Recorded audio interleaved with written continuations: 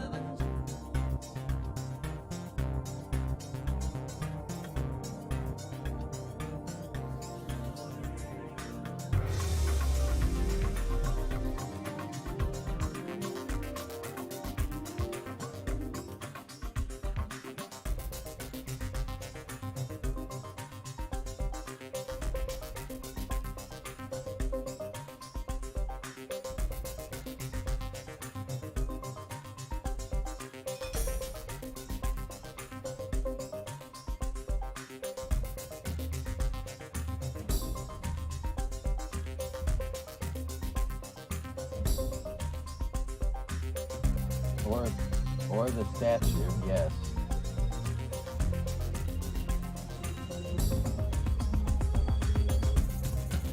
Oh, almost like a little Harry Potter.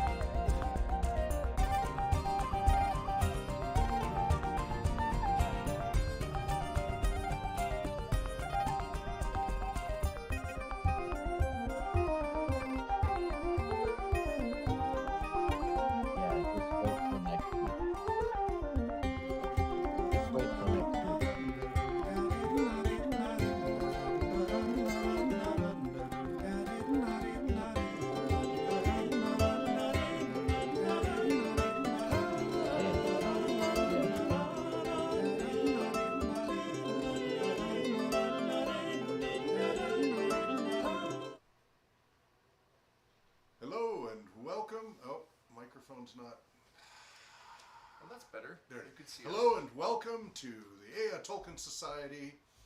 Oh, good. So at least on here, so it's just Chris who can't see us. Chris will be The audience can see us, but we'll be fading in and out in his view. So Okay. what I'll do is I'll just Fine. click on him. Fair enough. There we go. Yep. And so this is the Ea Tolkien Society monthly meeting. This is our last meeting of the year. Woo! It is December 17th, 2022. Surviving another one, just about. Almost through another year. Just about. So we're here at the RPG Community Center upstairs studio while the community programs are going on downstairs and RPG training and all that. And we have some people here physically and some people here remotely for our monthly meeting. We meet every generally third Saturday of the month from 1 to 3 p.m. Pacific time. You can learn more about the Ea Tolkien Society at tolkienscholars.org. We are an official Smial, that's a chapter of the UK Tolkien Society, and have been for many, many, many years. We've been having meetings since I moved to Spokane in about 2004, 2005. I think 2005 when I had the first meetings. And we're also founders of the Other Minds magazine for Tolkien scholars and gaming. You can check that out at otherminds.net. Our YouTube channel is youtube.com/Tolkien Scholars. And we're on Twitter at Tolkien Scholars. So let's go ahead and forgive us being in our coats here, but we're at the community center and the power bill last month was nearly $800. So we're trying to find a balance between heating the place enough and not going out of Creating a money too biosphere. soon. And timing was a little off today, so it is 48 degrees right here upstairs. It was 42 about an hour ago, so it is warming up. Downstairs is hopefully considerably warmer, and hopefully the heat will rise up here and warm us up. So I'm Hawk Robinson, founder. Then we have Hi, I'm Brian, the secretary of this Smial of the Tolkien Society worldwide. Secretary. Yep. Supreme. Yes, makes me sound like a pizza. Something less appetizing. And over here on the other couch we have. My name is Anthony of the East Farthing, born and raised here in Spokane. I've been a member of Tolkien Society informally since 2017 when I came to my first Ea Tolkien Society meeting here in Spokane in Hawk's basement. Yeah. Wow. And I just became a level 1 volunteer trainee. Hey! Yep. So learning all the tricks and tools of the trade. So happy to be here. What tricks? There are. Yes. Yes, we're tricksy. Yes. Trixie. Fantastic. And I am Chris Cooperstein, and I have been attending for many years and continue to attend, even though I'm in the South Farthing, about 2 hours away from Spokane, down in the desert where they grow the leaf. Indeed.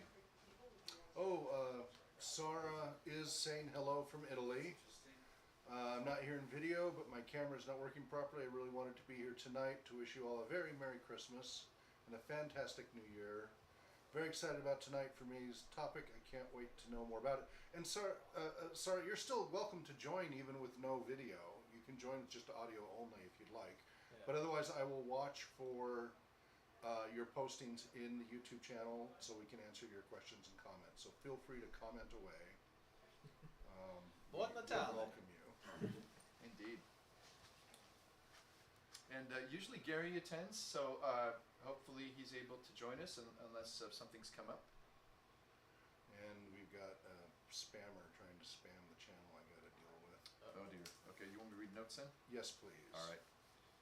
Excellent. Well, we're thankful again to be here on our monthly meeting, talking together about the works of j.r.r. Tolkien, and those things which kind of have been based on what he's written.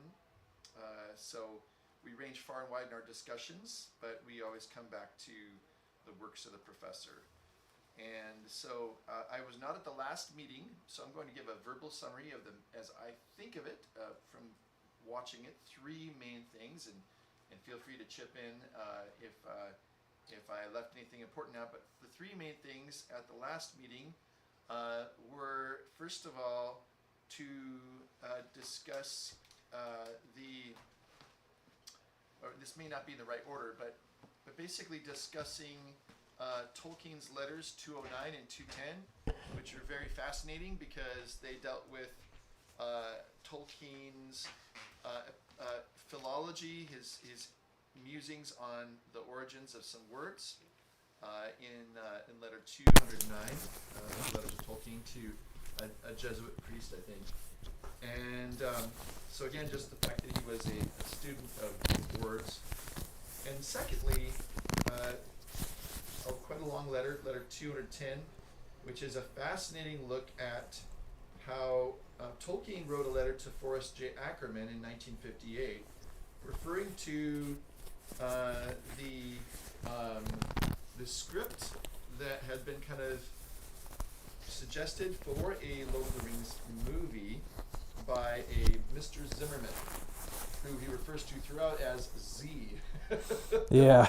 But Tolkien gets the last word on this because there's quite a few ways in which the script falls far, far short of what Tolkien thinks is best. And so, hopefully you can all hear me. The windscreen just fell off. It's over by your head. Correct. There we are. Are you saying that it'll be windy near my head? Yeah. In fact, that may be true. Best way to heat this area up is to bring lots of hot air. So I brought my own supply. Here, here. Here. Okay, so hopefully you can hear me now. But in letter 210, Tolkien really gives us a unique perspective, and I so appreciated hearing from Chris and Hawk and Gary. I think it was just the three of you last month, talking over what does this show us about what Tolkien hoped for, or how he thought would be maybe a more faithful way of translating his fiction into film. And if the author has anything to say about what that adaptation looks like in terms of getting the spirit of it right and the storyline, then we can kind of look to letter 210 and get a pretty good idea. Did you lose him? Okay, hang on. Can you not hear me? Well, I was trying to isolate the audio, but that meant Chris couldn't hear you. Sorry. I mean, I can hold it closer to my. No, you're fine. It's just the setup. Is this thing on? You're Check, fine. check. Okay. You're fine. Anyway, like I was saying, it's a very interesting letter. It's worthwhile everybody having a look at letter 210 and getting a real close view. And that was so those letters were read at the last meeting. There was a fairly good discussion of what stories and movies really get at some of the things that Tolkien loved, and there was a discussion about even Babylon 5, and so just kind of a free-ranging discussion on stories that maybe kind of resonate with what Tolkien was doing there in The Lord of the Rings. And also you talked about there was a review, just kind of going back over the notes from last time we did back in October, everybody shared what they liked and what they didn't like about the Rings of Power series on Amazon. And so that was kind of just review. Did I miss anything important, Chris or Hawk? You read the letters. Oh, I know. Big one. You were talking about the new book, The Fall of Numenor, Oh, yeah. edited by Brian Sibley. And so I thought it was... Oh, okay, just 1 second. That way Chris can still hear you. How's that, Chris? Can you hear me? Quite well. Quite well. Quite well, yes. Yes, Can you hear me well, now? in that case. So I just wanted to say one final thing about the last month. In the discussion there, the the question was like, well, what is this? And Gary had a copy of The Fall of Numenor and kind of shared some parts from that. So there's some discussion about, well, how good is this kind of compared to some of the other things that have come out? And this is, of course, The Fall of Numenor is meant to be basically a like the previous books like Beren and Luthien or The Fall of Gondolin, kind of bringing together all Tolkien's writings, right, Anthony? Yeah, it's well, the following. Yeah, it's like some of the other books where it kind of compiles Right. all that Tolkien ever wrote on Numenor Compilation. into one volume. Basically. Right. I found very helpful so after listening to the meeting, I hopped over to the YouTuber Nerd of the Rings, and Matt, he's very familiar with the books. He knows the Legendarium quite well, and I've grown to appreciate his posts, his videos. Anyway, so he has two really good resources on this. One is his own review. He basically goes through the book, kind of like an unboxing, and shows the features of the book. Yeah. And so through that, I could get a real sense of how Sibley treats it, and he does it quite well. To me, at least, my opinion, not having been at last month's meeting, is looking. I don't have the copy of the book myself yet, but it is basically very similar to what Christopher Tolkien did in bringing together these sources. And as Matt pointed out, it's really handy on the Second Age, because if you want to read up on the Second Age, so when Hawk has done research in the past, for example, for our Tolkien moots or other things, you've got to really consult 3 or 4 different sources, Yeah. And so it's kind of all over the place. So this really serves a good function in bringing together all of those things from the Second Age that Tolkien wrote into one book. Yeah. And there's also a nice chronology as well. Yeah. And then one more thing. So Matt on Nerd of the Rings, he also has an interview with Brian Sibley, with the editor. So I would recommend both of those to anybody who are interested. I think his video on the kind of overview of the book is only about 10 minutes long, and his interview with Brian Sibley is like an hour and a half. Wow. So it's quite extensive. So if anybody wasn't sure, like, is this any good? And I think Hawk, I overheard kind of, as you and Chris and Gary were discussing it, is this book, is it worthwhile? Is this, what kind of editor is Brian Sibley? And I was wanting to talk to the video, but it wasn't live, so it didn't do any good. But I'm like, yes, he is a good editor. You can always comment on YouTube. I know, but I wasn't there at the time, so it's kind of like, Or you can just say your lost comments in now. space. YouTube, you can actually. Yes, I could add that, couldn't I? Oh, good point. Yeah. I could That way we can- annotate it. That way we can do asynchronous conversations Oh. and queue up questions for the next meeting. What an idea. Yeah. Yeah, An all I was awful trying idea, to a very say awful was idea. based on some of the initial reviews of the book, that it just didn't seem to have issues, or it didn't seem that the initial reviews seemed to be negative towards, well, this is just another retelling, and it's not going to. I think, Chris, could that be more because of our just hunger for some rediscovered kind of New material. new Lost. material that Yeah. Tolkien wrote? I know when Beren and Luthien came out, I was hopeful there might be something new, and essentially there is nothing new. This is really bringing together things, maybe a new arrangement of the material in ways that might maybe new connections. Would you agree that might have been part of why people might be more prone to give a negative review? Yes, if everything has been published, then, well, there's no more Edward sermons, which they keep finding and keep hitting. Right, right. Yeah. So anyway, so that's pretty much it for the minutes. A discussion of the new book out called The Fall of Numenor. Came out in November of this year. Yeah.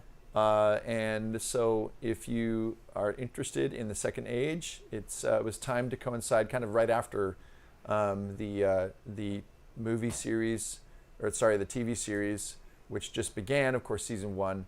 And next year will be season 2, I think. Probably, yeah. Which is Rings of Power. So if you really want to get a feel for that, maybe you've watched The Rings of Power, but you don't really have a background in the Second Age and what Tolkien actually wrote about that time period, this would be a handy one-stop shop to give you a feel for that. Unless you want to go on a deep dive like some people may want to do, but they might not have all the resources. So one book at least saves you some money. Definitely don't have to go through the whole history. Right. Yeah, exactly. 12 volumes. Yes. Or indeed. Unfinished Tales. Yeah.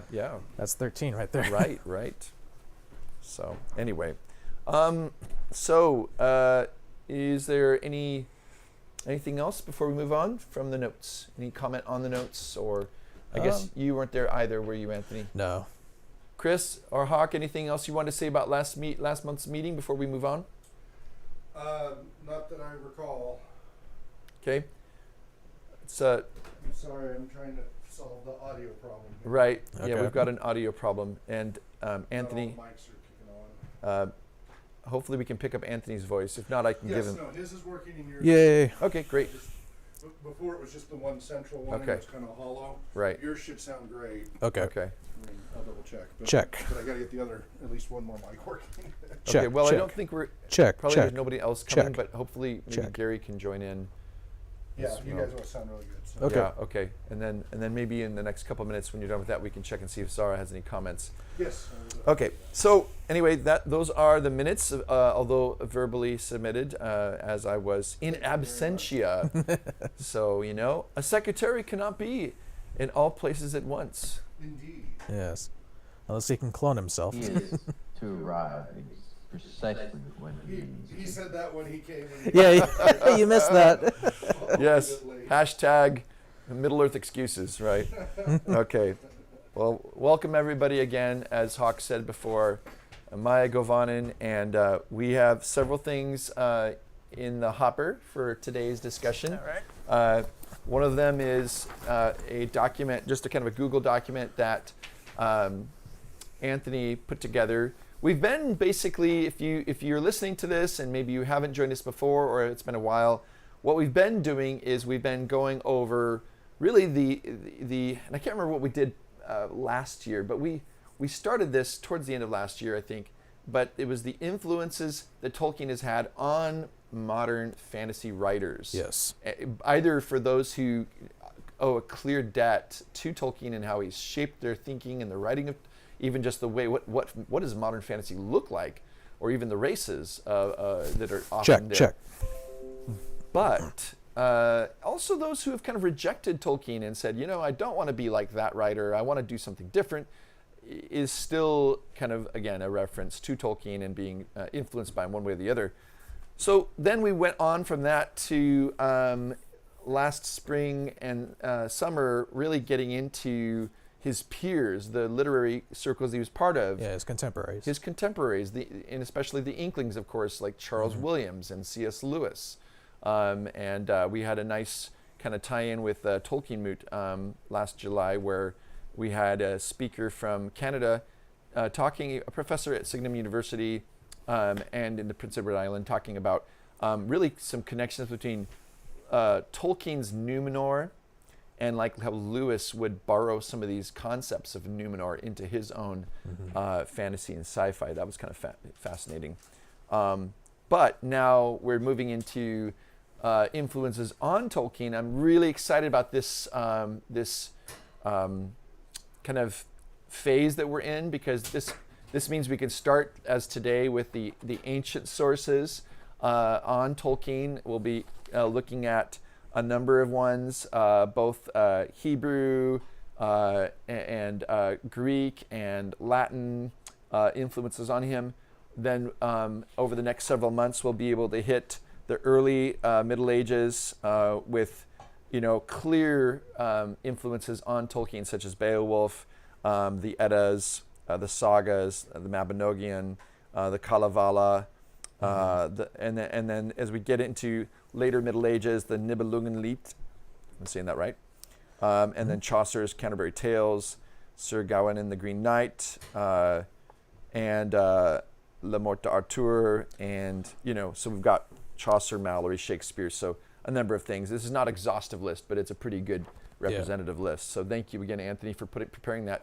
So that's one thing we're looking forward to today, is to hit some of these influences, these ancient kinds of texts that Tolkien would have read and would have been part of his imagination and his kind of mental furniture. Hopefully we'll also get a chance to read the next letter to Tolkien, or letter from Tolkien rather, which will be letter 211. That'll probably be the second hour of our meeting. I will have to say, I apologize that I will have to leave a little early today just because I do have, I'm needed at my school to man the welcome table for some games. But anyway, that's what's up on the docket. And anything new that people want to share that's going on in regards to, I think we talked about the Fall of Numenor, so that's the most recent Middle-earth kind of publication. So maybe we should start with that, kind of just saying, hey, before we get into these ancient, the classical sources and the letter, is there anything else that anybody wants to bring up for discussion today? Yeah, I think as far as publications are concerned, a new illustrated edition of the Silmarillion, illustrated by none other than the professor himself, was also released in the same month as Fall of Numenor. So that's on the bookshelves now. And that's the illustrated Silmarillion? Basically, yes. With Tolkien's illustrations from Tolkien? Yes. Excellent. Yes. He did do some watercolors and sketches of... It's probably, I'll check, but it's probably a remake of the art of Tolkien, but just the Silmarillion. I think so. Yeah. Yeah, makes that's a lot pretty of much sense. it. There might be one or two new things, but yeah. So most of the paintings are probably taken from like Wayne Hammond and Christina Skoll's art of Tolkien. Or so much great, wonderful scholarship out there now. I look back at 30 years ago and I think, wow, there was good scholarship out there, but it was hard to find. Yeah. I mean, thank you, Internet. Right? Yep. And I was just a babe in my mother's arms. It really has brought together the Tolkien community in quite a new way, right? Yep. So yeah. Yay. Sarah's joining us from Italy. And, Yep. Chris is down in central Washington. Yep. And Yep. sorry, Gary's not here today. A quick thing on Sarah. So Sarah, I was in California last weekend for my brother's 60th birthday party. It was a surprise. And I had a little extra time before I went back to the airport, and I went to San Juan Capistrano, see the old mission. It's the oldest building in Southern California. Oh, wow. It was really interesting. I walked down, it was closed, of course, because it was Monday. But there's a really nice cafe there, and of course, cold for California is like in the 50s. And so, yeah. So I've got my pumpkin spice chai, and I'm drinking this, and the supervisor for this nice cafe, we were talking a little bit. She was recommending some walks, and she's talking, and I'm thinking she sounds just like Sarah. I said, "Are you from Italia by chance?" And she said, "Yes, I'm Italian." I said, "Oh, hey. Wonderful." Her name was Patrizia, and anyway, we talked about how she's enjoyed living in New York, but she likes California more. And anyway, she's from Rome, not Verona, but Roma. Sarah does have a few comments here. Wonderful. Says, thank you. I will try to join without video. Looks like my internet connection is also not very good, but I'm here. I think me messing with the microphone says, that's much better. I'm just excited that there is a book about Numenor that's always been one of my favorite parts in the Silmarillion. I mean, I've only written multiple modules. And Yeah. Oh yeah, you just hate the stuff, don't you? Yeah. Sarah says, what? I didn't know about the illustrated Silmarillion. Oh yeah. Excited faces. Yeah. By the way, audio with those mics, you two sound so much better. We do? Okay, good. Those mics, I mean, Yeah. Better than in real life. Talk show quality. Oh, thank you, yeah. Hawk. So Thanks for niggling away. Whereas I'm in the Very distance. Tolkien-esque. You're like, I'm the AV guy in the background. and Chris is representing us out in faraway Tri-Cities, rural only southern Washington. 2.5, 3 hours. Yeah. Only 2.5. That's right. The South Farthing. Drive. Long walk. Yeah. So on that comment, Anthony, is it just called the Silmarillion? Yeah. The Silmarillion illustrated by the author. Right. Yes. Okay. All right. So we have The Fall of Numenor, edited by Brian Sibley, and we also have the Silmarillion. Yeah. I'll have to have a good look at that because my copy of Silmarillion is getting a little bit beat up, so it Yeah. might be time. My birthday's in June, so I should put this on my list. Oh, well, thank you for telling me. Maybe. Yeah.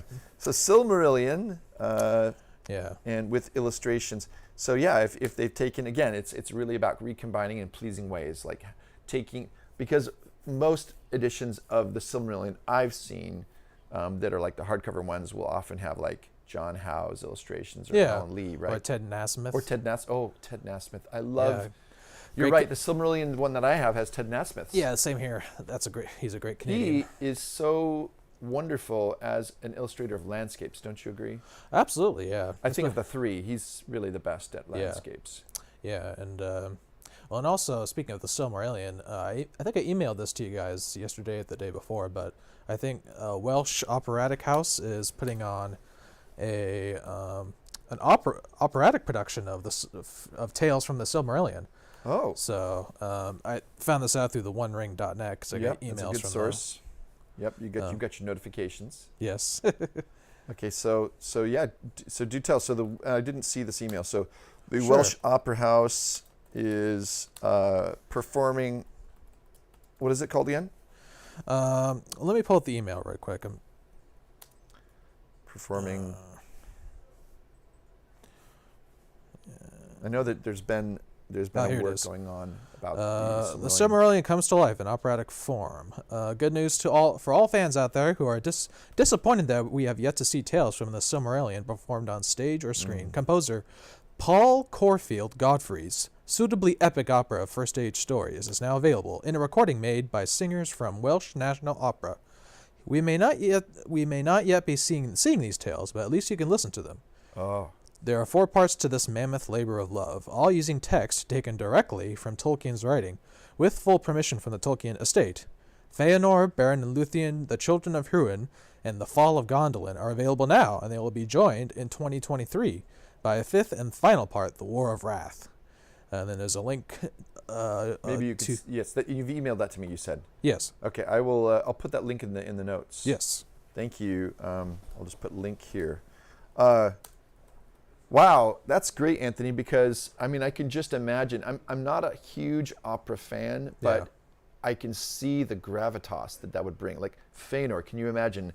I can just see a Feanor, striding across the stage, singing in a commanding voice about his vision and then creating the Silmarils. And Yeah. I think it fits in also with Tolkien's love of song and music. think you're right. And I think this is going to lead to many PhD dissertations. Really? On the comparison between the Ring cycle, the Ring des Nibelungen, Yes, Wagner. and the Silmarillion. Yeah, opera. I think it'll be good content for all. Yeah, I agree. It's interesting. And Which I am an opera fan. you are. Okay, well, I'm a semi-opera fan.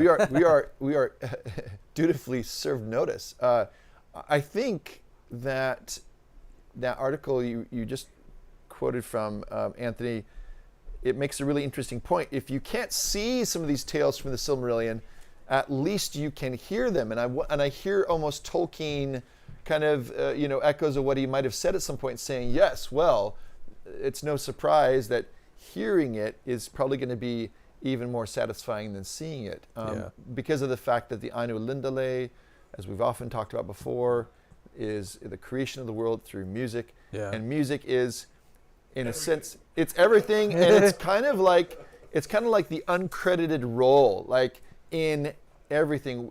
And I can't remember the name for this, but I should know this. But there's 2 ways of using music in a movie. One is where the characters are actually singing, like it's an active part, like they're aware of it, they can hear it. Yeah. And then there's also more of this is soundtrack, this is background. It's not in house. They're not hearing it, right? But it is something we are experiencing. It sets the tone of the scene or whatever. And I feel like that's mostly, like, we usually think of music more in that kind of background sense of it's not really part of the story. It's just kind of like, it's a nice flavor, enhances it.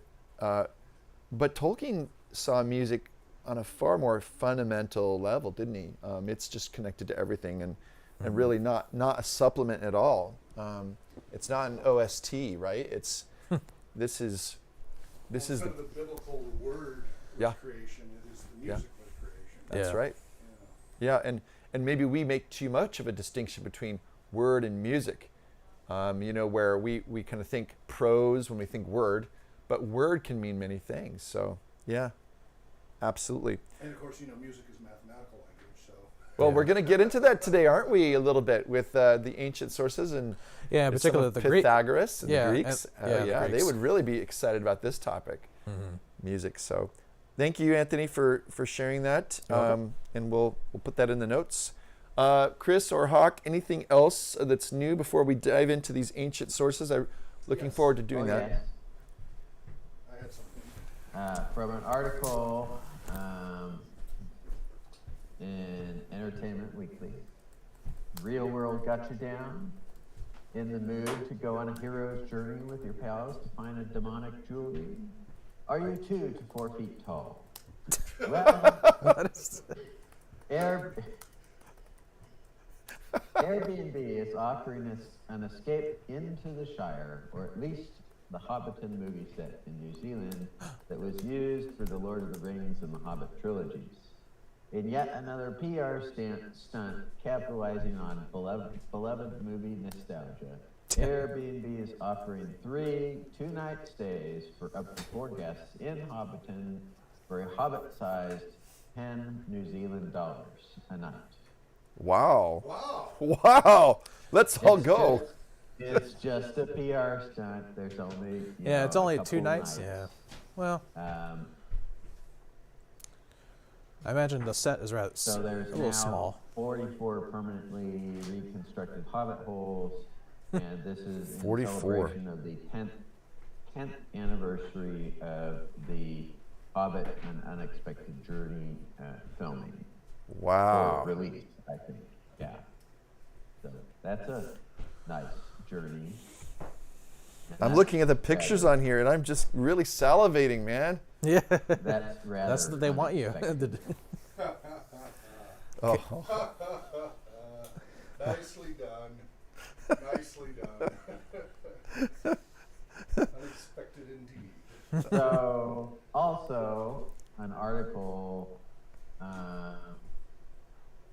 on, there were a couple, and I think I'm going to choose the one from Deadline, which says the upcoming second season of Amazon Studios' Lord of the Rings, which is currently in production in the UK, will be directed by Charlotte Brandstrom, who is coming back after helming 2 episodes in season 1, as well as Sana Hamri and Louise Hooper, who are new to the franchise. The announcement is also indirectly confirmed that season 2 will consist of the same number of episodes as season 1, 8 episodes. So there's 3 female directors. Brandstrom directed Udon, which is the big battle scene and Mount Doom's eruption, and The Eye, which chronicled its aftermath. Okay. So if Interesting. you like those episodes, more of the same, and so I'm skipping down to their directing information, and There we go. The Outsider for HBO, Jupiter's Legacy, The Witcher, and Away for Netflix, The Man in the High Castle for Prime Video, Outlander, and Counterpart for Stars. So that's the first one. Second one, Wheel of Time, Fox's series Empire, Shameless, Pacific Pie, Nashville, Elementary, Glee, and Desperate Housewives. And The Adventures of Me, Something News, Sisterhood of the Traveling Pants, and Just Right. And then the third, Hooper, Flesh and Blood, Cheat, The Sandman, The Witcher, Inside Number 9, Treason, and began her career directing BBC's arts documentaries, including Edinburgh and Bjork and others. So, York. Oh, that's bringing me back. so it looks like they're trying to find a group of directors that's pretty wide and have developed series, not movie stuff as much as TV series stuff. So Okay. All right. it'll be interesting to see what changes occur because Yep. of this. Second season, yeah. And that'll be next fall or next summer, do you know? They were murky on Right. specific release dates. Yeah. Yeah. Okay. And then I Hawk. know it's currently in production. Right. Okay. We'll know more later, I'm sure. And then Hawk, you had something you wanted to share. Do you want to do that? Two things, actually. Okay. One is one of our volunteer staff, Natalia, has been with us for a few years as RPG research side, is visiting her family in New Zealand for the next 4 Oh, months. nice. Wonderful. She's been helping us with our community programs over at Spark Central and such over the years. And she's also been one of our real-time sketch artists, drawing during scenes to help people who have struggled with visualization create the scenes from the narratives and such. So, Natalia, if you're watching, hello down there. So she's of course going to go enjoy the sites and good. So speaking about the Shire stuff there. Yes. Number two, we've been featured in a book. I know it's not Tolkien Society, but it's us, it's our programs, etc. Let's see. We were back in 2018. Wizards of the Coast is owned by Hasbro, and they own Dungeons and Dragons. And we were on a talk show back in 2018 called Dragon Talk with Shelley Mazanoble and Greg Tito. And that was a wonderful opportunity to be on their show called Dragon Talk. And little did they realize I actually had a concussion while I was on the show. I had smacked my head really hard on the trailer doorway, like knocked me down, grayed out, almost blacked out while holding a load of books. So that's when I ruptured my herniated my disc, Right. and I had a concussion for a few weeks. It was a pretty somehow I got there, but I literally couldn't see my notes on my tablet that I was trying to use. Oh dear. So I was having trouble keeping my train of thought because executive function was impaired. So I felt like I was constantly interrupting everything. You go back and watch the video. It turns out to be not It's that not bad. that bad. I've watched it. But I really was struggling to follow the thread of the conversation. I could not hold You're a kind of like thought. the dude on the Big Leibowitz. Oh man, just couldn't. It was really difficult. It was splitting headache. Couldn't see straight. So anyway, it still went okay. That's good. And John was there too, right? Yes, John was there, thankfully. So anyway, they came out with a book of their favorite guests on their show. Just came out like a week or two ago, called "Welcome to Dragon Talk." That's how Greg would introduce them, but he'd do it like, "Welcome." Oh, that blew the mic there. Sorry. Let me turn that down a little bit. Tone yourself down there, Hawk. Welcome to Dragon Talk. It's kind of how Greg would do the intro. So the chapter is on page 63, RPG Road Tripping with Hawk Robinson and John Welkers, written by Shelley. And so it's a wonderful little thing to check out. It's, 1, 2, 3, 4, 5 pages. And so if you get a chance, it's on Amazon. Check it out, learn about that. So it's kind of nice to be mentioned Love it. in somebody else's book and such. Super So fun. that was fun. And it mentions kind of all the little different things we do here because they all overlap. Including between Tolkien? Tolkien and gaming and all of that. So Yes. I can't remember if it specifically said Tolkien, but it's all related to the programs we do Right. here. Okay. Well, and it could point so- people to us, and then we Exactly. find out what they do. Exactly. Okay.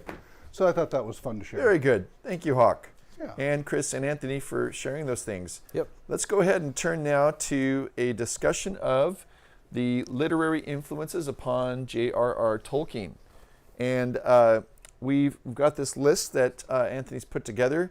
I kind of tried to look back and just think about it chronologically and some other ways it might make sense. So what I want to just suggest is first of all, I think it's good to, as we get into some of these things, it's good to acknowledge our similarities and our differences, because that's part of who we are. We have a lot in common. Our similarities would be that we all love story. We love, that's why Tolkien is so appealing and a master of storytelling. And so it draws together people from very different backgrounds. Some of them might be different religious backgrounds, and I just want to make it clear that we're here for everyone. Everyone is welcome at the table, but it's also good just to say, well, we don't hide that either. It's kind of the background, as it were. It's not necessarily always in the forefront, and I think that's the way Tolkien would want it, of course, too, because we're talking about stories rather than being didactic. But worldview is important, and so just getting into some of these things, it's just good to recognize.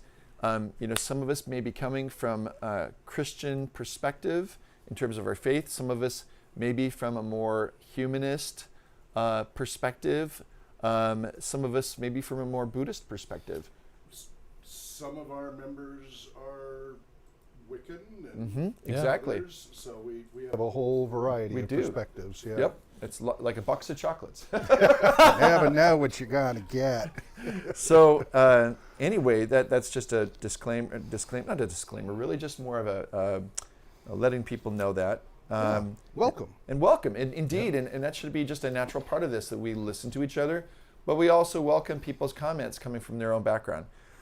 And then, so, moving in, each of these could be easily a focus on its own, but we're providing an overview, kind of a discussion of these sources, and really kind of like what was the conversation of ideas between Middle-earth and these different things. And so really we've got three on the kind of for today. We're looking at as ancient sources. We'll see if we get through them all. Yeah. And so that would be obviously kind of some Hebrew and Christian, Old Testament, New Testament influences. The Greek writers such as Plato and Hesiod. Am I saying his name right? In English, we usually pronounce it Hesiod. Hesiod, thank you. Anthony's my pronunciation coach. Yes. And then Homer, of course. And then we have some Latin writers such as Virgil, Ovid, and Augustine. So anyway, great stuff.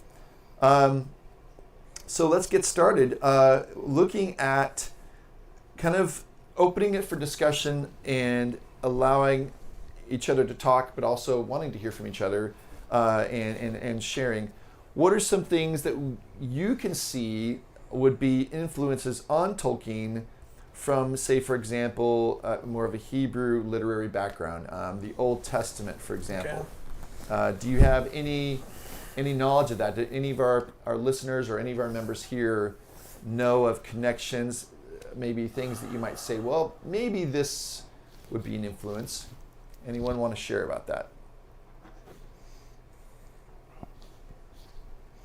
I'll start and then I'll keep it brief so that other people are encouraged to participate. So we were just talking about music, and that's kind of a big deal to us too. One thing that, again, this may not be, we've talked a lot about not necessarily causation, but correlation. We can't always say for sure which things were a direct influence on Tolkien and which things might just be part of informally influencing him. We know he read the Bible. I think he's even credited for translating portions of I'm not a Catholic, so I don't know all the details on this, but it's the Jerusalem Bible. He was a translator. Oh, interesting. So he must have had some ability in, I don't know if it's Hebrew or Greek. Do you know about that? No, but I do know that Tolkien did translate some Catholic prayers from English to Elvish. Elvish, that's true. Yeah. Okay, well here he mentions Hebrew in some of his letters, responding about Dwarvish, Kuzdal. Yeah, I wouldn't be surprised if he had at least some, at least a because he referenced it, trying to explain the sound and other things like that. And then also how the dwarves were parallel, not parallel, etc. That's really interesting. Yeah. So I just want to share one very fascinating kind of little nugget. This is buried in the book of Job in the Old Testament. Mm-hmm. And this is where God is having a conversation with Job, who's had this life of suffering, as it were, or recent life of suffering. And so kind of coming to terms with why is this happening? And so the question in dialogue is, and listen for this piece about music. Who determined the measurements of the earth? Surely you know. Or who stretched the line upon it? On what were its bases sunk, or who laid its cornerstone? When the morning stars sang together, and all the sons of God shouted for joy. So that's kind of a portion of this dialogue between Job and God. And that's just really interesting because again, there's just this glimmer of, oh, what's going on? Because if you read in Genesis, it doesn't talk about song or music really, like Hawk referenced earlier. In the beginning was, God created the heavens and the earth. There's this word that's spoken. But it's this interesting little hint of this kind of concept that maybe Tolkien may have said, I like that. Of course, it could have come from other places as well. Mm-hmm. And then one other thing I just want to quickly refer to, Tolkien uses Ents. We have walking trees. Mm-hmm. And there's actually 2 places in the Bible where, surprisingly... Besides golems. Well, yes, but that's more from the Talmud. Right, yeah. yeah. There's 2 references in the Bible to this. One is in the New Testament. Some of you might know about this, but there's a man who's blind, and Jesus is healing him. But as he's doing it, he's kind of doing this in a demonstration of kind of how sometimes people don't always understand things clearly. And so when he's healing him, there's that kind of 2 parts to it. And he asks the man, what do you see? And the man says, I see people looking like trees walking around. So that's kind of an interesting comment before Jesus heals them fully, and then he can see well. But there's actually a reference in the Old Testament as well. And of course now I didn't have that prepared and I can't find it. If you want to look for that, I have some comments from Sarah. Yeah, please do. That'd be great. Just catching up with the conversation. I've read that Tolkien was inspired by Jews' history to build the dwarves' culture, which I find fascinating. Like, for example, the way as dwarves dispersed away from their homeland, but always had that longing to get back. Kind of the diaspora and such, right? Yeah. Which are multiple, really. Right. So just wanted to make sure that's really do her interesting. interjections. Sorry, I need to look that up because is that from the letters? Then? It's in the letters. Yeah, he was responding to, I think, questions about both dwarves and dwarvish. So and basically, if we look at the back of the letters, under the index, there's good info there. Okay. So that'd be something we could always delve into for a full discussion another time. Okay, I'm going to just put this down. It is something we could have a full conversation about. I agree. Okay. We had an entire MERPCon about dwarves back in 2008 or 9 with John D. Ratliff and Michael Martinez, both as guest speakers. Oh, cool. And it's on the Tolkien Moot channel if you want to watch their discussions about Tolkien and dwarves. The whole theme was Tolkien and dwarves. Oh, I wish I would have been there. Yep. Two quick more things. Ratliff did the annotated Hobbit. History of the Hobbit. History of the Hobbit, yeah. That's it. Fantastic. And he was our guest speaker on at MERPCon 4. Nice. So good. Yeah. So good. Yeah. He's a Washington resident. Nice. Oh, he is? Yeah, over on the well, we need to have Tacoma area. West side. No, John D. Ratliff. Ratliff? Martinez was briefly there, but he's in Georgia now. So we need Ratliff. Georgia. Yeah, that's who I'm talking about, yeah. Right. Okay. Yep. Well, another quick comment, just to put out there. So actually, if you read in the Old Testament about King David, there is a part in 2 Samuel chapter 5. It's very interesting as well. And it's where he's fighting against the Philistines once he's been king, as a king. And so it says here in chapter 5, verse 22 of 2 Samuel, and the Philistines came up yet again and spread out in the valley of Rephaim. And when David inquired of the Lord, he said, you shall not go up. Go around to the rear of that army and come against them opposite the balsam trees. And when you hear the sound of marching in the tops of the balsam trees, then rouse yourself, for then the Lord has gone out before you to strike down the army of the Philistines. And David did as the Lord commanded him and struck down the Philistines from Geba to Gezer.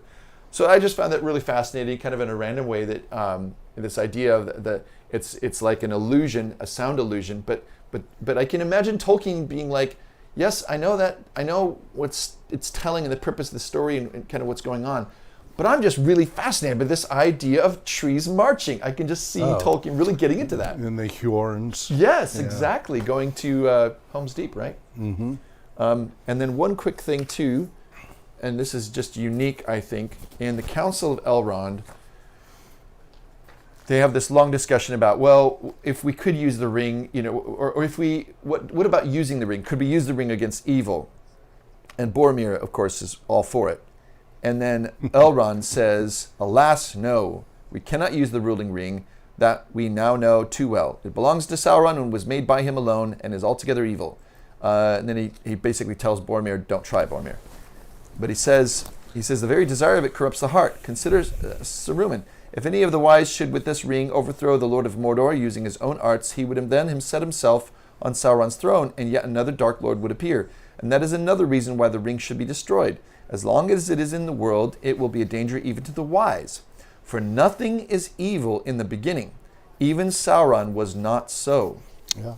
So I would say one more evidence of He was swayed by Melkor. Yes. He didn't start out that way. But I think, so what I'm just going to put out there is that I think that is one of the contributions of the Christian influence upon Tolkien is this idea in which the world is completely good in the beginning, but things can get corrupted, and that's one of the themes that he deals with. So anyway, those are my thoughts on the Hebrew and Christian influences there.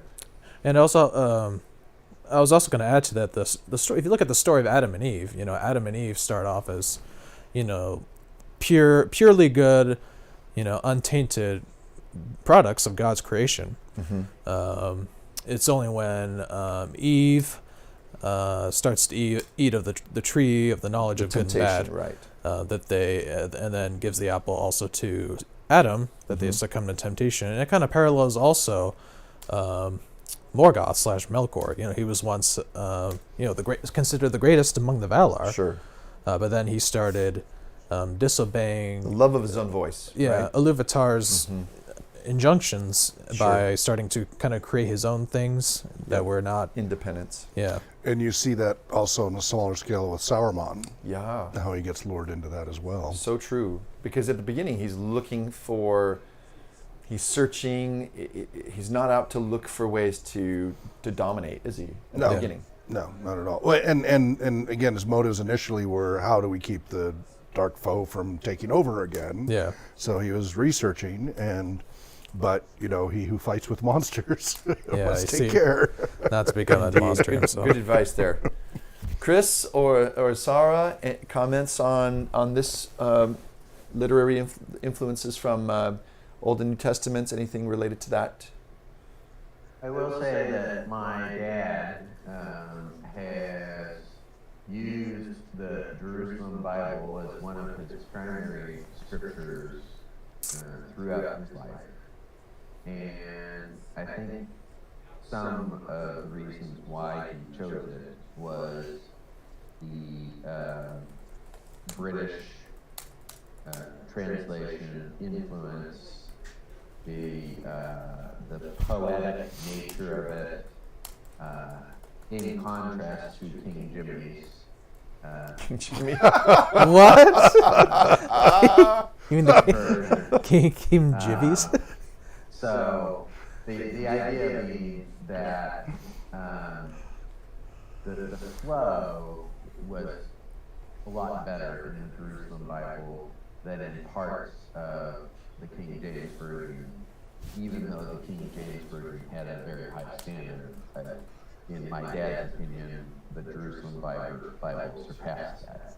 And that wasn't necessarily due to Tolkien primarily, but from the wide sources that it drew upon. So Tolkien had to learn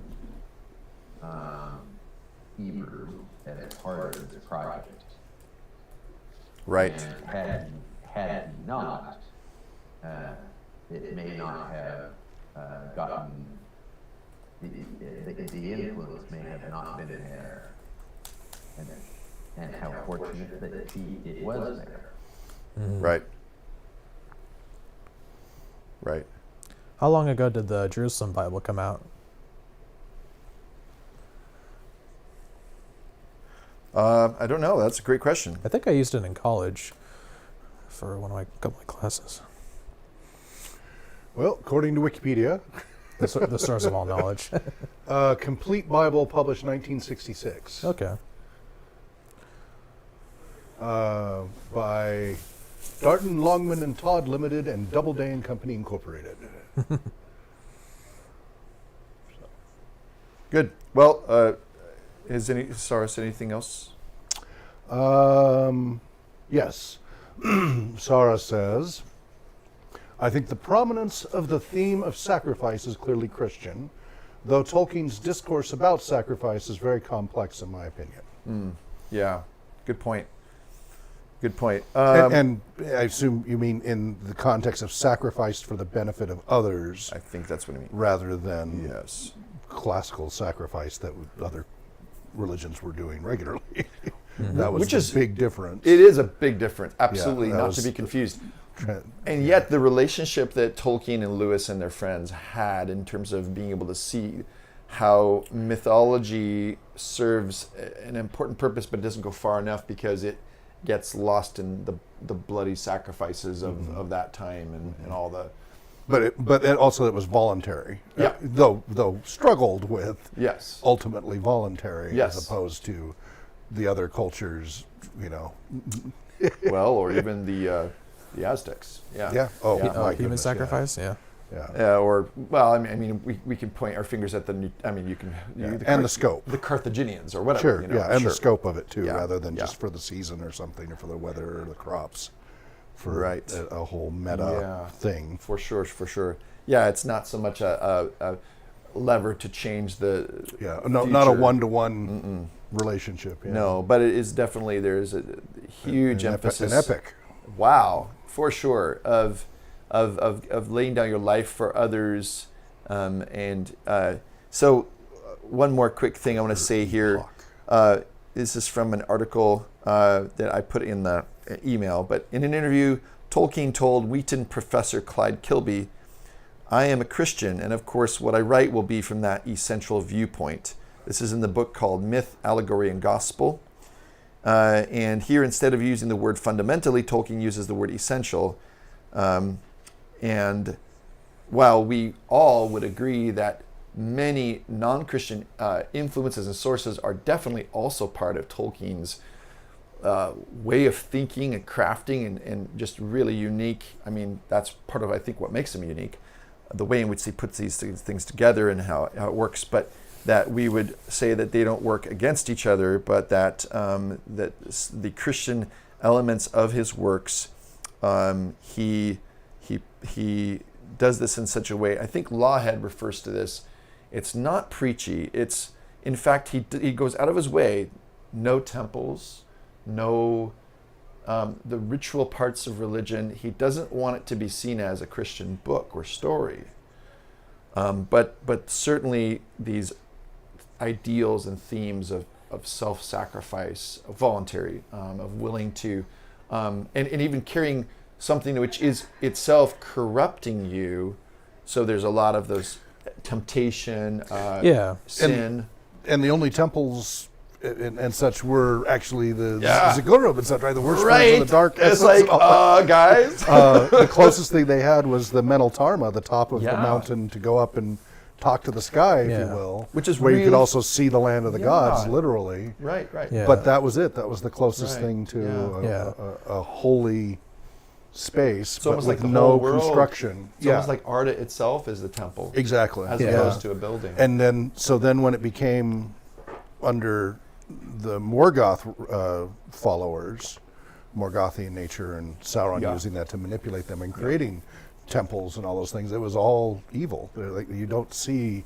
That was very interesting for somebody who was so Catholic to I would not have have expected that that. expression in his stories. Oh, yeah. Because the Catholic Church has built so many. There's a lot cathedrals and of everything. layers, aren't there? Yeah. Hierarchy, even when you think about a medieval mindset, Yeah. there's And that's why we talk about correlation versus causality. That the books that claim the Lord of the Rings was a one-to-one, right.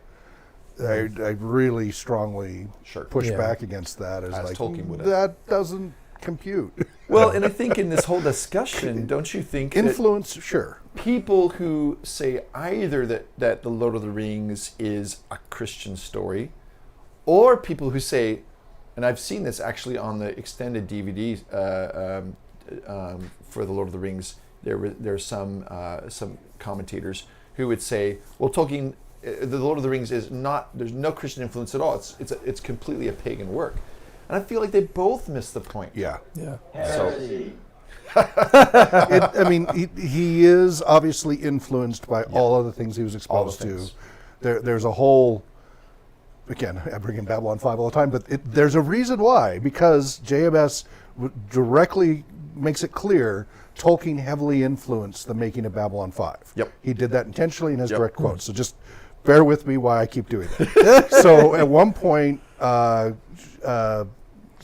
Sheridan is imprisoned in Mars, being interrogated. It's one of the better episodes. Just like when Is this second Patrick season, Stewart. or- No, that was like fourth season. Oh, okay. Third or fourth season. But just like when Patrick Stewart was captured by the The Borg. no, the with the neck trick. Cardassians. the Kardashians. No, No, Cardassians. I said it correctly. You said Not Kim Cardassians. Kardashian. The Kardashians. Wrong word. Yes. But that's okay. People do it all the time. He was captured by the Cardassians, and that was when Patrick Stewart got to really act, and it was a really good episode. Same thing here. Just the one-on-one, the interrogator and Sheridan, and they're putting him through all the horrible stuff. Yeah. And one, now I'm going to lose the thread. Oh. There was a reason why I brought that up. Before I went off on that tangent, what did we just talk about? It was- Babylon 5. Not on the nose, but influences both, like all these different things kind of influences. I was going to on- give an example of that. Right. But, darn it, I lost the thread. It took too long to backfill. Are you still on Babylon 5? That's what I'm trying Yeah, to it was fill an that in. example. Don't- I was going to give an example of what we were just talking Oh, about. I want to watch through that series, so don't spoil it for me. It's not a spoiler. Okay, but it has something to do with the interrogation. Well, it was something you said very specifically. Oh well. Darn it, or was specifically. Oh, darn it! I'm sorry. Sorry. Well, you were saying it's correlation, not causation. Not causal. Yeah. Yep. Yeah. Yes. Influences. Yes. Okay, Yeah. influences. So the interrogator is saying, well, were you influenced by, because it's a whole Earth first thing. This is in the 90s, but America first, Earth first, whatever. Oh, I see. Right? Interesting. And he's like, would you say you were influenced by these aliens to, be, and he's like, no, not at all. And like, really? You're not influenced by those around you. And it's like, well, I would say that's really unhealthy, right? It just keeps twisting and twisting. And he's like, okay, maybe a little influence Oh, from people really? around. Yeah. It's really well done. And, but just that point, like you cannot go through life without being influenced by the stimuli that you're exposed to. For sure. Absolutely, yeah. And what happens with writers in general, they say write about what you know. And in Tolkien's case, he had a lot to draw from. Yep. Oh, yeah. But it becomes distilled and a mix. And it's very difficult because he was trying to avoid allegory Yes. to unravel the specific threads of that tapestry that he wove. Yep, don't unravel too much. He took threads from all these other Yes, tapestries yes. and wove them into his own tapestry. Yes. And yes, you're going to see bits and pieces and go, yeah, that blue there and that green there, I could see that coming from this and this and this. But you cannot say that it was whole cloth taken from that, a whole square of that Yeah, textile yeah. put in there. Yeah. It's threads of it and put in together in his own unique, distinctive interpretation Yep. of existence. I And love that. Is great. That's a great point, So- Hawk. I completely agree with you. Thoughts on that, Anthony? Yeah, I agree. It's very much the same as with really almost any really unique created work. For example, Star Wars. Star Wars, created by George Lucas, is an amalgam of different influences that George Lucas grew up with, ranging from Joseph Campbell. yeah, to some extent Joseph Campbell, but also like Buck Rogers or Yeah, Flash oh, Gordon yeah, serials, totally. Yeah. Japanese samurai movies, Yep. Iron Fortress, Hidden Fortress, Hidden Fortress. So yeah, thank you. westerns, Nice. Yep. Absolutely. But he kind of remixed them in Ranger, such a all way that. as to create a unique work. I think that's had such an influence. Even Indiana Jones, right? It was his take Yeah. on that type of cliffhanger action film. Yes. Which I love because it's not the same as just, I don't know, kind of slapping another name on Right, it and calling it new. Right. Yeah. Right? Yeah. This yeah. is a real, it's taken time and it's taken work. It's not just like, oh, you just borrowed all that stuff. Oh no, well, there's a lot of work, as you say. Yes, everything's derivative. But it's different. But to what degree, Yes. and how do you make it your own? Because I think in a way we could say that every author, yes, they're influenced, but you can be passively influenced by things. And then there's active things that you and say. inspired. Yeah, inspired. That's a good point there, yeah. Because you're saying this is not just something that I happen to imbibe, but it's something that I really think is worthy. And I find, as we look at the Greek and the classical texts here, that one of the things that Tolkien does well, and I think this is my little mini argument for why he has such appeal, does he not bring together Germanic, Mediterranean classical, and Christian, all these different things, influences together in a way that really it creates something new, but it does it out of something old. It's like grafting this heirloom kind of fruit onto an existing tree. And it's why it's so far multi-generational. Yeah. That it is going through generation after generation and generation, and each new generation is finding resonance with it. Yeah. Because these are altruisms of the human experience across cultural boundaries. Universals. I mean, look at how many translations there are and how popular it is in many places, and cultures that are vastly different. Yeah. Well, I suppose we have to move on, unless Sarah anybody has else? some comments. Yes, please. So don't you find it interesting that in the Temple of Zugur there were sacrifices too? But those were not voluntary, willing sacrifices. That was the difference we were making. Being repressed! I'm being repressed! Help, being repressed. Can't you see the Violence inherent in the system. Yes. I've never done the connection. And then says it makes the discourse about self-sacrifice even more complex. Okay. Okay. Yeah, that great. might be even worthwhile as a topic. Oh of its yeah, own. unto itself. You So, bet. Yeah. You bet. Yep. Sacrifice, voluntary sacrifice. And there's I will say it's very worthwhile to look at that one letter in which Tolkien says, I think it's a future letter, did Frodo fail? Should he not be admired? And he basically makes the case. Sam and He makes the Gollum. case for admiring him, saying, no, Frodo did not. He got is a that hero. Far. He got that far. But exactly, at the end, it's impossible for anyone. But the fact that there's basically forgiveness. There's forgiveness, there's redemption. But the fact that he was willing to Compassion. lay down his life. Yeah. The compassion of them Pity, letting him go to mercy, the west. all of it. Well, compassion different than pity. Just like The you pity, said. yes, pity for Gollum, but for Frodo, Right. that the elves and the Valar Right. had compassion for what he went through Yes. and gave him the rare gift of being going west because they knew the indelible mark that was upon him Time cannot remove. because of the burden he had borne Absolutely. voluntarily, Yes. absolutely The voluntarily. wound. And even though, yes, he choked right near the end, thank goodness he had his faithful friend Yep. to help get across that last little bit. We can't do it alone. Without either one of them, Going over. odds are. Yeah, and Gollum. Yeah. A key part to play. Yes. Okay. Well, we. There's a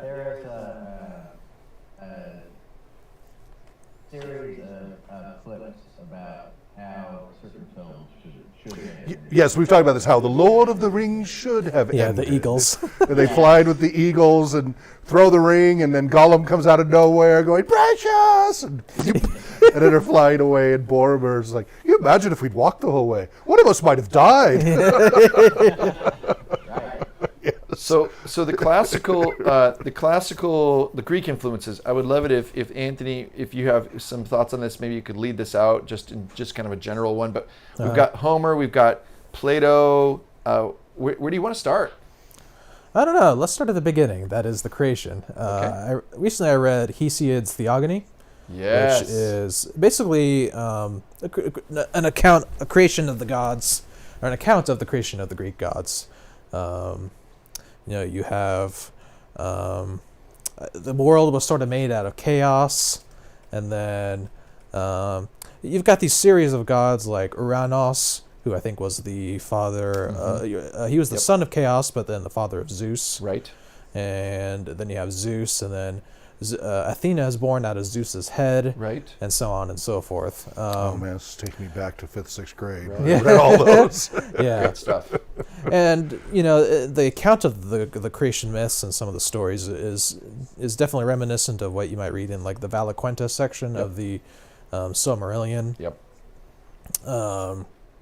And you know, it seems like the Greek gods at least have a lot of human characteristics, and with all the flaws and foibles that we they have, have a lot of sex.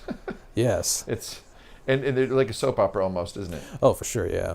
I don't really quite see the same level of dramatism among the Valar, but I think we do see some limitations that the Valar have. Like, True.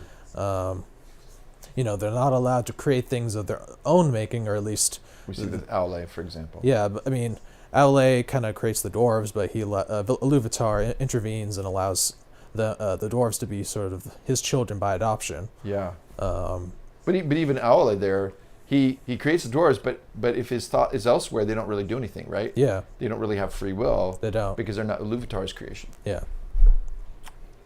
I did a tweet about the stream right now, and somebody at PixelFun on Twitter, at @PPixelFun, recreated our logo, but it's all scenes from the Lord of the Rings and Hobbit trailer frames. Oh wow. Nice. So that's on Interesting. at TolkienScholars.org. You can see where that's been.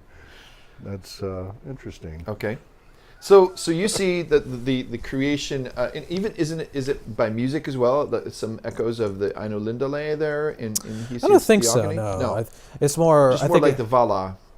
yeah, the it's more of Valar. a visual. It's a visual type Yep. kind of thing. It is Um, similar to that. So you Yeah. think that this would be kind of Tolkien's Well, mental furniture when creating yeah, this. but also if you think about it, the stories of Hesiod and Homer would have been originally sung by these wandering bards or rhapsodes called Aoidoi in Okay. the original Greek. Greek So yeah, equivalent there of was definitely skalds. yeah, there was definitely a lot of song and song and storytelling within the ancient Greek tradition, oral Yep, tradition. that's yeah. true. And these stories would have been all orally told before being written down centuries later. Great point there, Anthony. Oidoi is the Greek term. Okay. for bard. And Just, yeah, go ahead. just like you're saying with the Finnish, with Kalervo and the rest of the Yep. Kalevala and all that. Yeah. Yeah. Wow. And then I was just thinking about so you've got Greeks, so they're seeing this, they've got these stories. Oh, Pythagoras. That's also interesting too. So the ancient Greeks had a high regard for music. It was a mathematical in nature. Yeah. Any other comments from Chris or from Sarah? Sarah says, Turin's comeback to Dorloman reminds me a lot of Odysseus's comeback. Oh, I've never thought about Turin being like Odysseus. I like that. Yeah, I'm starting to weave together some links in my children between the stories as we go. They're starting to get into the section of Greek literature and Greek gods. And Matthias had to do a 4-minute speech in wax museum style on Poseidon, like he was Poseidon. So Nice. that Yeah. was good. So Yes, yes. they're ingesting a lot of those mythos in school, and I'm having to ingest them right alongside them because I never learned this stuff in school myself. Oh wow, yeah, that's good. You get to kind of catch up there. I love the stories of Ulmo. I mean, Ulmo to me is way more fascinating than Poseidon. Yeah. The fact that he has he pays attention to, I mean, the influence of water, right? Itself in Middle Earth is really fascinating. but yeah, I mean, there's a lot of overlap and similarities. Yeah. So. You looked like you were about to respond to that parallel with Odysseus and Turin. Well, I was just wondering, like, what exactly happened to Turin and Dor-lómin? Do any of you remember? Turin on the way to Dor-lómin. So isn't that when he goes to meet Ulmo at the and then he gets the helm of Dor-lómin? Oh no, I'm misthinking. No, I'm wrong here. He's So, like, how exactly does Odysseus coming back to Penelope, his wife, parallel wasn't. It's a return after a long journey. Didn't something happen with their memory being erased, suspended? Whose memory? Penelope? In Odysseus. So because He's Turin and his way late sister's for- memories yeah. were, they did not know. Yeah, they didn't know each other. Right. But Penelope in the Odyssey always was longing for Odysseus to return. It's just that she had Right. so many suitors, competing for her attention. So in the depths of winter, Turin came hooded and silent to the land of Dor-lómin to find his childhood stead empty and dark. Spent and weary, Turin begged the shelter of the several halls in the house of Broda, who was now the easterling lord of the Dor-lómin.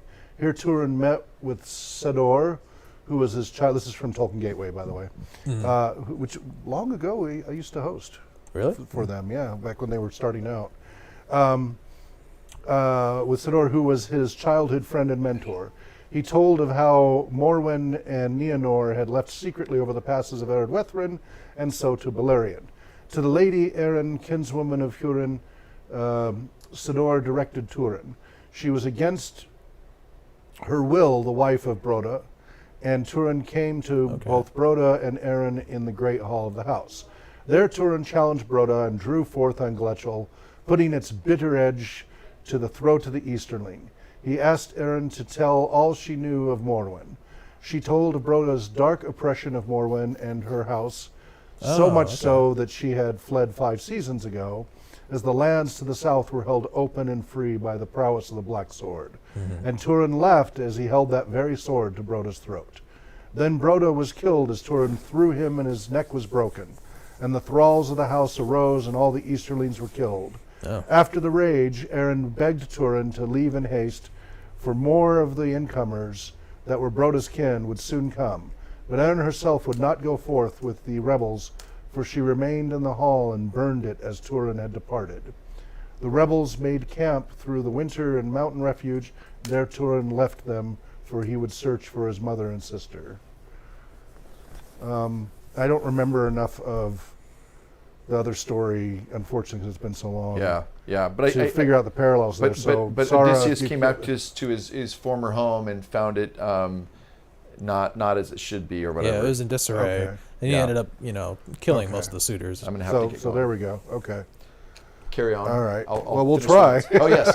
Well, you It's can read, difficult without you. you. Can read 211 though. Yeah. I got. Do you want to get into the Latin? There's that. You want to decide to do the Latin next time, or do you want to do the Latin this time? And otherwise, you've got letter 211 if you don't want to get that far. What would you prefer? I don't know. I studied Latin. I took a lot of Latin in high school, and I had it in 3rd through 8th grade. well, look at you. No. Voluntary made. Oh, I There's a see. big difference. Oh, so you were It was involuntary. Catholic school, St. Ed's, Yeah. 3rd through 8th grade. Latin was mandatory. Okay, it wasn't for us. So, okay. And most of it's forgotten because it was not willingly done. Yeah, I could still recite. But all the roots are there. Gaudiamus igitur juvet estum sumus Yes. post secundum sedec tutum Yeah. also leavit and sumus blah blah blah blah blah. So yes, I benefited, but it was not a pleasure. No. For me, it Unlike was a other pleasure because I languages. wanted to do it because Yeah, I like exactly. ancient history and stuff. That's that voluntary sacrifice versus involuntary. Voluntary sacrifice. Nicely played. Nicely played. Plus, I had a really great teacher for Latin. I'm sure learning Italian would be so much better than learning Latin, right? Yeah. Hey, Chris, I Chris, live in language. Chris, I'm Viva sure la- has a high view of Latin, right? Chris? It's a dead language, not as much, but my kids are learning it, and so having gone and spent a week in Mexico in February, yes, I have appreciated what Latin. If you know Latin, you can get around in Yes. the Hispanic community okay. That's interesting. Yeah. All Latin-based languages, you can. Yeah, the Romance. Romance languages. French, it gets a little funky. Yeah. Well, yes, but that's- French. I'll come to a third at a time. Carry on. Hey, All right, wonderful thanks, to Brian. see you, sir. We'll see you soon. Yep, good luck.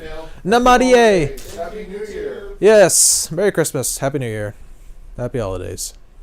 Buon Natale. If you two can, I'm trying to think my book has moved to the other building. Okay, do you want us to start reading the letter? I got it on my phone. Well, if you had a topic you want to continue on before we do that, Okay. I'll grab it. Cri- Or Okay. Chris, do you want to talk about anything? Or oh, no, it's over here. I can't hear you. Chris, Hello? you're muted. Yes. There you go.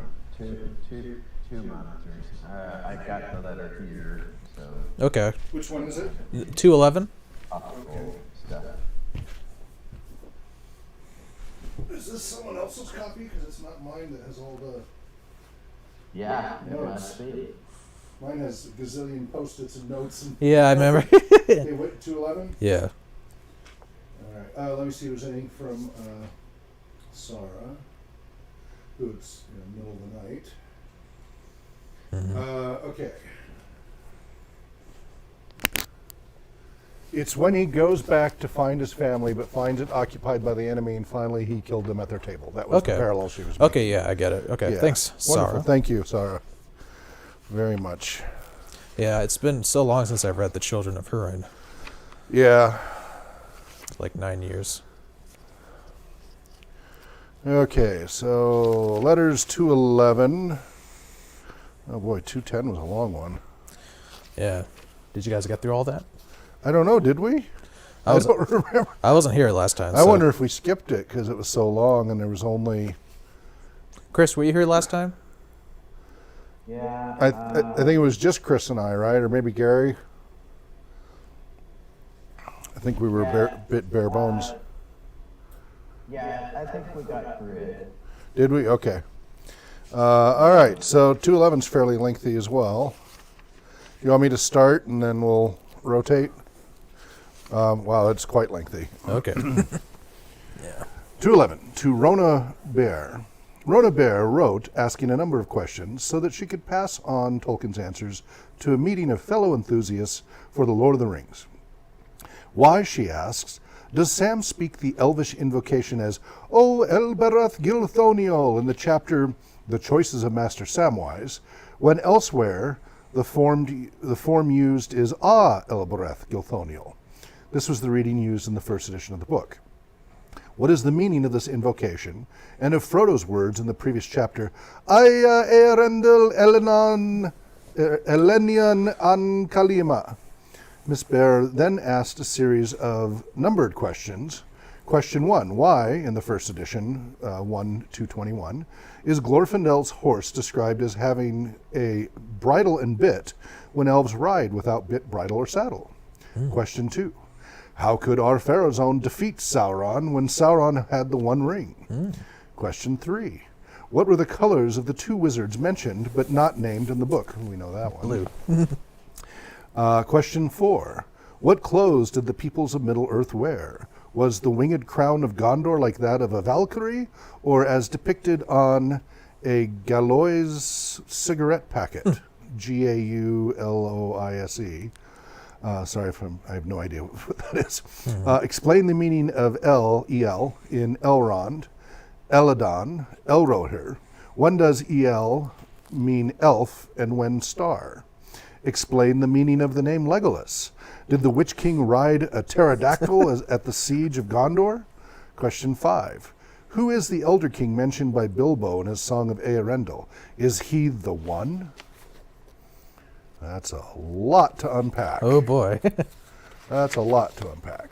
All right. 14th of October, 1958, Merton College, Oxford. Dear Miss Bear, I'm afraid that this reply is too late to be useful for the event, but it was not possible to write before. I have only just returned from a year's leave.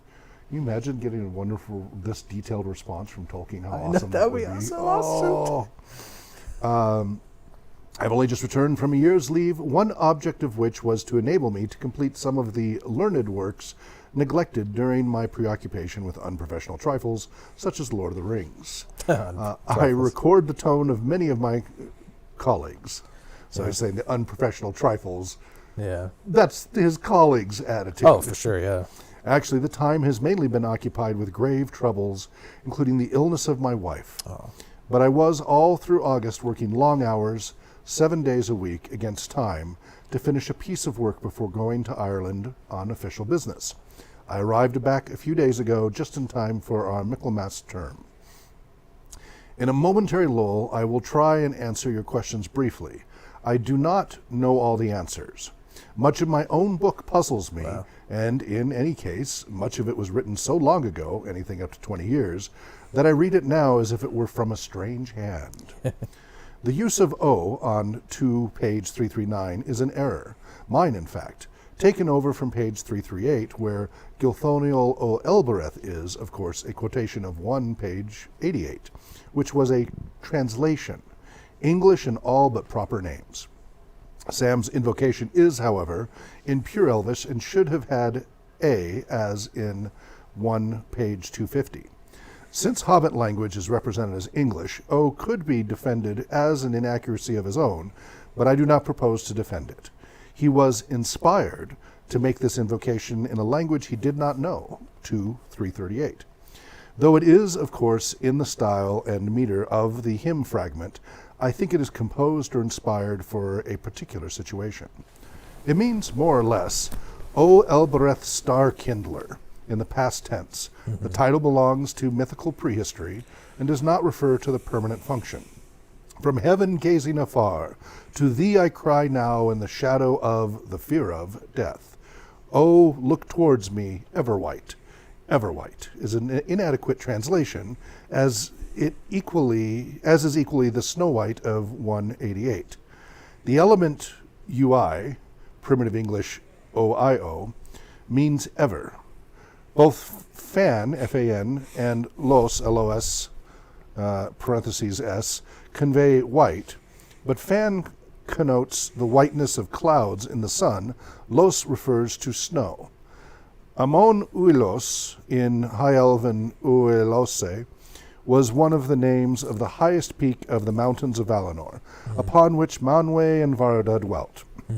So that an elf using or hearing the name Fanuelos would not think of or picture only a majestic figure robed in white, standing in a high place and gazing eastward to mortal lands.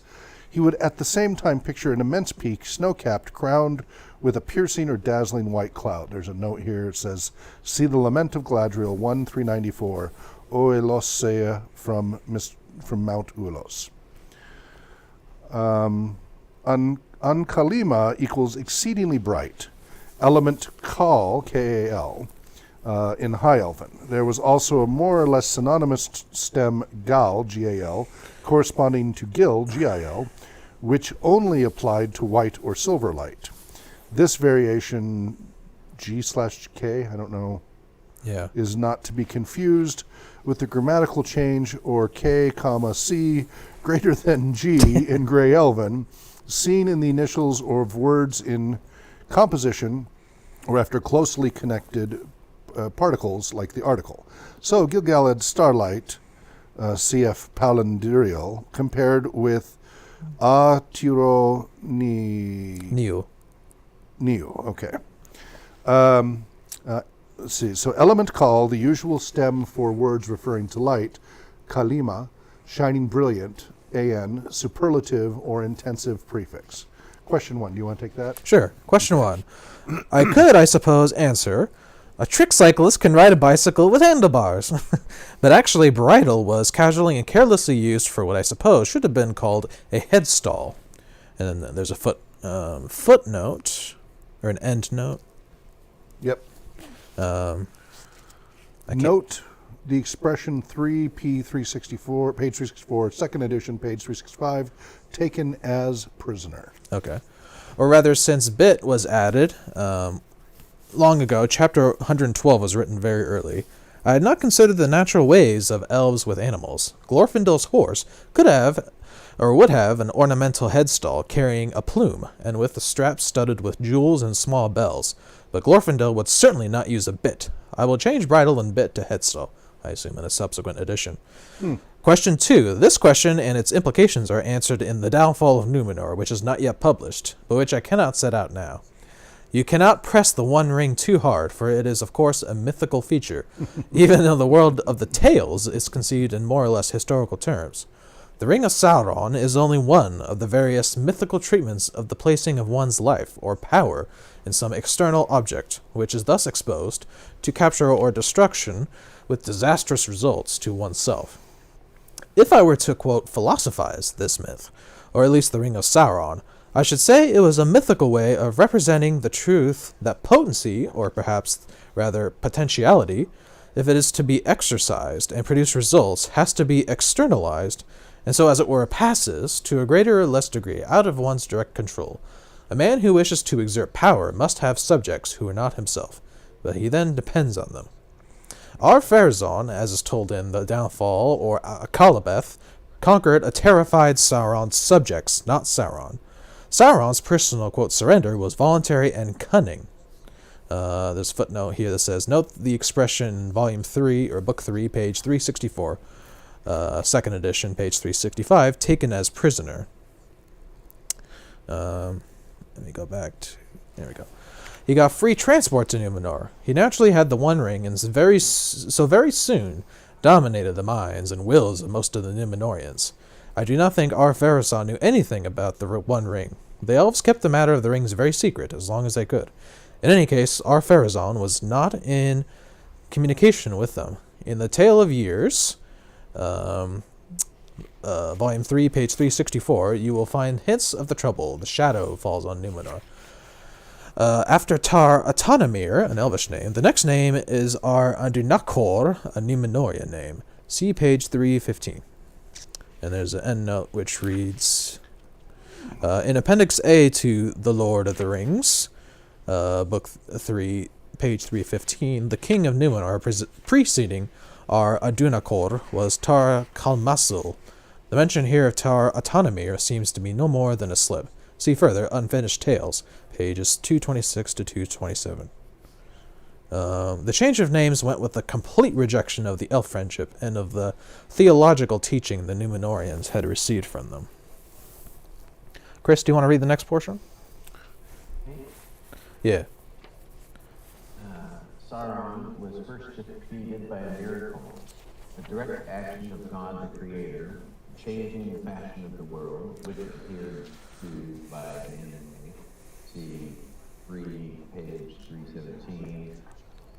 Though reduced to a spirit of hatred born on a dark wind, I do not think one need boggle at this spirit carrying off the One Ring, upon which his power of dominating minds now largely depended. That Sauron was not himself destroyed in the anger of the One is not my fault. The problem of evil and its apparent toleration is a permanent one for all who concern themselves with our world. The indestructibility of spirits with free wills, even by their creator of them, is also an inevitable feature. If one either believes in their existence or feigns it in a story. Sauron was, of course, confounded by the disaster and diminished, having expended enormous energy in the corruption of Numenor. He needed time for his own bodily rehabilitation and for gaining control over his former subjects. He was attacked by Gil-galad and Elendil before his new domination was fully established. Question 3. I have not named the colors because I do not know them. Footnote 3. Someone want to put that up? The other two wizards, Ithrin and Luin, the blue wizards. See Unfinished Tales, pages 389 and 390. I doubt if they had distinctive colors. Distinction was only required in the case of the three who remained in the relatively small area of the Northwest. On the names, see question 5. I really do not know anything clearly about the other two, since they do not concern the history of the Northwest.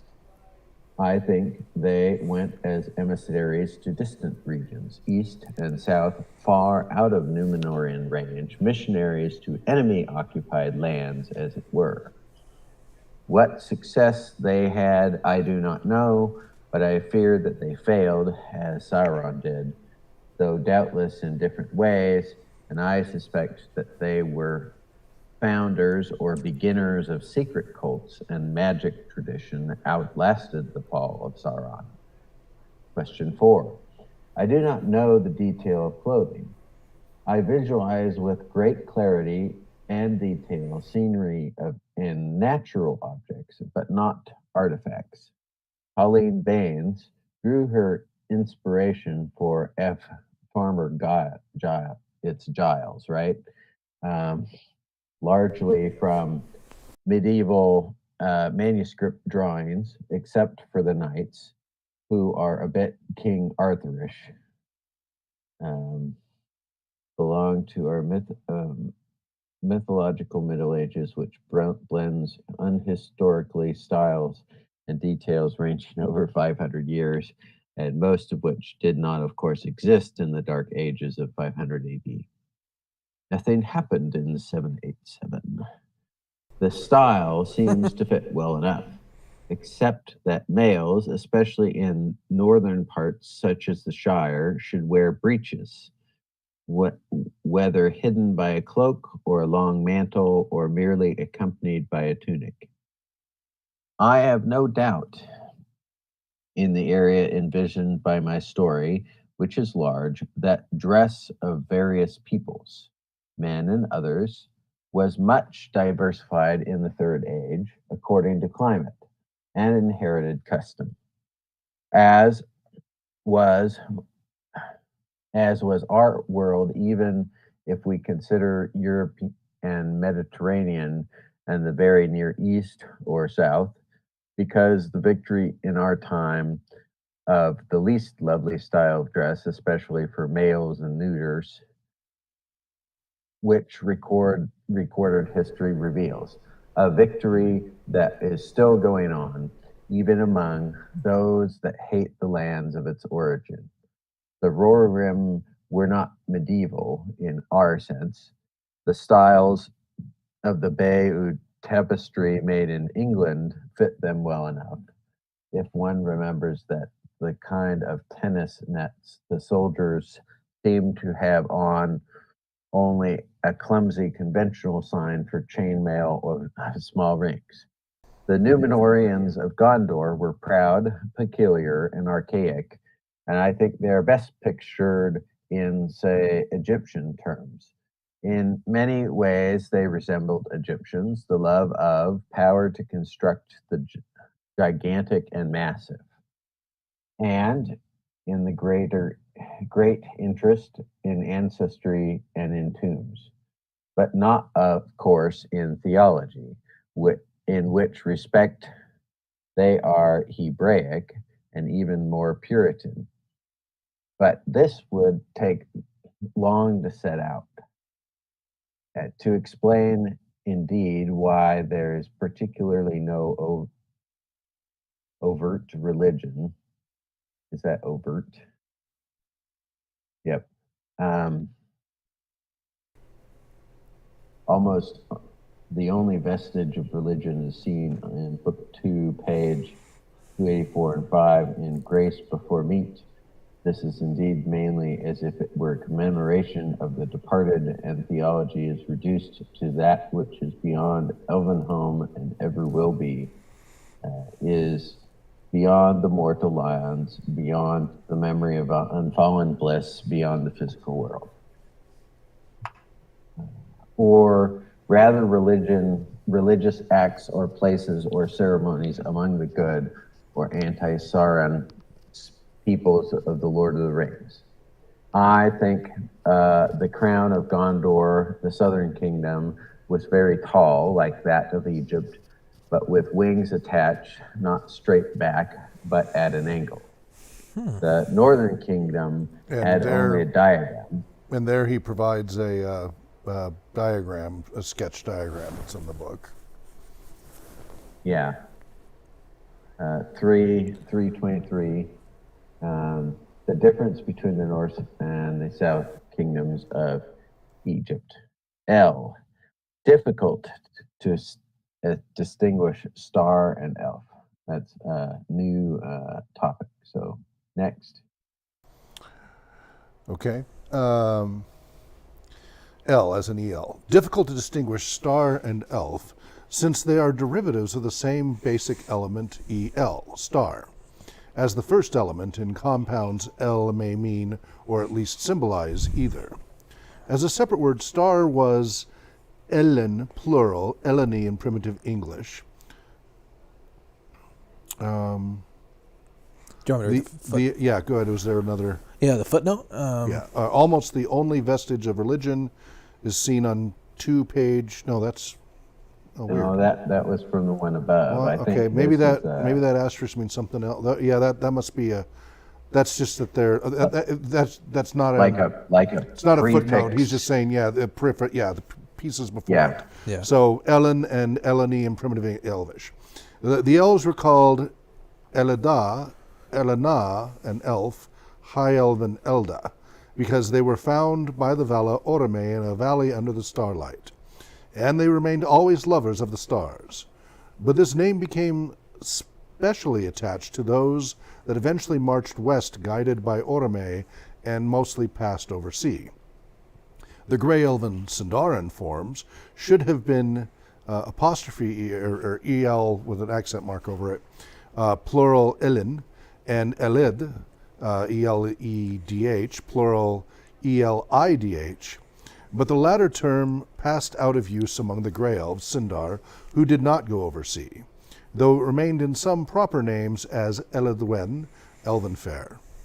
After the return in exile of the Noldor, part of the High Elves, the High Elven Elda, were taken over again by the Grey Elves as Eld, greater than ELL, and referred to the High Elven exiles. This is, no doubt, the origin of L with one L, L with two L's, in such names as Elrond, Elros, Eladon, Elrohir. Mm-hmm. Elrond, Elros, asterisk rondo was a primitive Elvish word for cavern. See Nargothrond, fortified cavern by the R. Norg. Aglarond, etc., asterisk rose, meaning dew, spray of fall or fountain. Elrond and Elros, children of Earendil, sea lover, and Elwing, elf foam, were so called because they were carried off by the sons of Feanor in the last act of the feud between the high elven houses of the Noldoran princes concerning the Silmarils. The Silmaril, rescued from Morgoth by Beren and Luthien, and given to King Thingol, Luthien's father, had descended to Elwing, daughter of Dior, son of Luthien. The infants were not slain, but left like babes in the wood, in a cave with a fall of water over the entrance. There they were found, Elrond within the cave, and Elros dabbling in the water. End note 4. In the index to the Silmarillion, the names Elrond, Elros, and Elwing are translated Stardome, Starfoam, and Star Spray. These interpretations of the names are later than those in the present letter. Thank you. Mm-hmm. Elrohir, Eladon, though these names, given to his sons by Elrond, refer to the fact that they were half-elven, 3:14. They had mortal as well as elvish ancestors on both sides. Tuor on her father's side, Beren on their mother's. Both signify elf plus man. Elrohir might be translated elf knight, Rohir being a later form, 391, of Rohir, horse lord, from Rok, R-O-C-H, horse plus hir, master, primitive Elvish, Roko and Kher, K-H-E-R, or Kheru, K-H-E-R-U, long U, High Elven, Roko, Her, Heru. Eladon might be translated Elf Numenorian, Adon, plural Edine, was the Sindarin form of the name given to the fathers of men, the members of the three houses of elf friends, whose survivors afterwards became the Númenóreans, or Dun Edine. Legolas means green leaves, a woodland name, dialectical form of pure Sindarin Legolas, asterisk Lasse, High Elven Lasse, Sindarin Las, or singular Las, leaf, asterisk Gualasse, Gua hyphen Lassi, collection of leaves or foliage.